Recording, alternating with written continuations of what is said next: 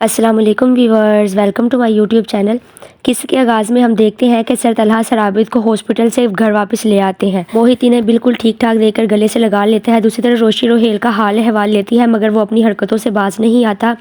روشی سر عابد کی خیریت معلوم کرنے کے لیے سر طلحہ کے گھر پہنچ جاتی ہے۔ سر عابد اس کی تعریف کرتے ہیں کہ تم نے موہت کا خیال رکھا، اپنا ہونے کا ثبوت دیا ہے۔ روشی معذرت کرتی ہے کہ مجھے آپ کے زخم نہیں کریدنے چاہیے تھے، مگر سر عابد کہتے ہیں کہ یہ تو زندگی بھر کا دکھ ہے، زندگی کے ساتھ چلے گا۔ روشی موہت کا علاج کروانے کا کہتی ہے مگر سر طلحہ اس کا علاج کروا رہے ہیں۔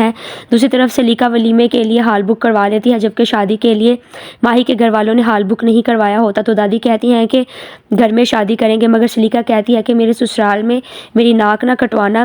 سلیقہ کی بونگیاں سن کر سب اس کا مذاق اڑاتے ہیں اور ہنستے ہیں۔ سلیقہ ماہی کو اپنے ساتھ شاپنگ پر لے جانے کا کہتی ہے۔ دوسری طرف روشی انجینئرنگ یونیورسٹی میں اپلائی کرتی ہے تو سب حیران رہ جاتے ہیں اور خوش بھی ہوتے ہیں۔ ماہی دادا جی سے کہتی ہے کہ پڑھائی سے بھاگنے والی لڑکی اچانک پڑھائی کی طرف آ گئی ہے، کوئی شعر تو سنا دیں۔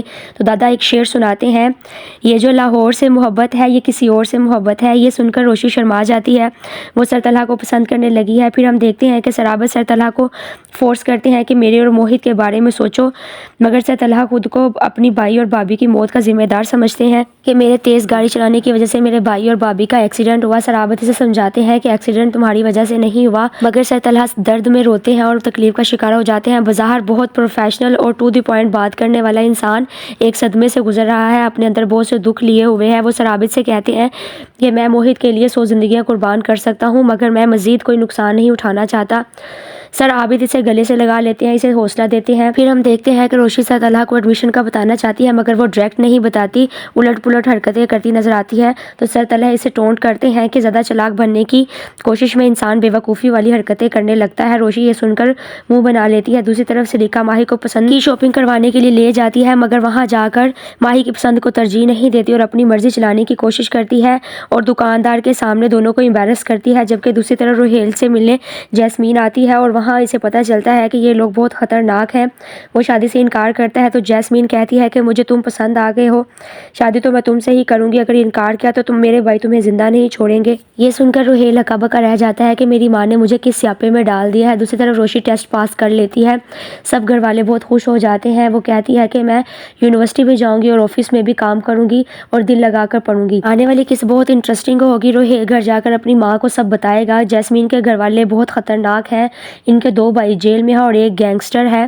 یہ سن کر روہیل کی ماں پریشان ہو جائے گی۔ روہیل کی ماں شادی سے انکار کر دے گی تو جیسمین بوال مچا دے گی کہ مجھے روہیل سے شادی کرنی ہے ورنہ میں اپنی جان دے دوں گی۔ سب سن کر جیسمین کا بھائی جیسمین سے کہے گا کہ تمہاری شادی روہیل سے ہی ہوگی اور روہیل کو کڈنیپ کر لے گا۔ دوسری طرف ماہی کی شادی شروع ہو جائے گی، مہندی پر سر طلحہ کے گھر والوں کو انوائٹ کیا جائے گا مگر سر عابد طبیعت خرابی کی وجہ سے موہت کو بھیج دیں گے۔ سر طلحہ جب موہت کو لینے جائیں گے روشی کو بہت خوبصورت پیلے لباس میں دیکھ کر دیکھتے ہی رہ جائیں گے، آنکھیں جھپکنا بھول جائیں گے۔ روشی موہت کے ساتھ مستیاں کرے گی، شادی میں وہ آگے آگے نظر آئے گی، بہت اچھے سے فنکشن ہوگا۔ واپسی پر سر عابد سر طلحہ چھیڑیں گے کہ سر طلحہ کا دھیان روشی کی طرف آ جائے کہ موہت بتا رہا تھا کہ روشی بہت پیاری لگ رہی تھی، کیا وہ واقعی پیاری لگ رہی تھی؟ تو سر طلحہ روشی کو سوچنے لگیں گے اور جواب دینا تک بھول جائیں گے۔ آنے والی قصہ بہت انٹرسٹنگ ہوگی کیونکہ آنے والی قصہ میں روشی اور سر طلحہ کی لو سٹوری کا آغاز ہوگا۔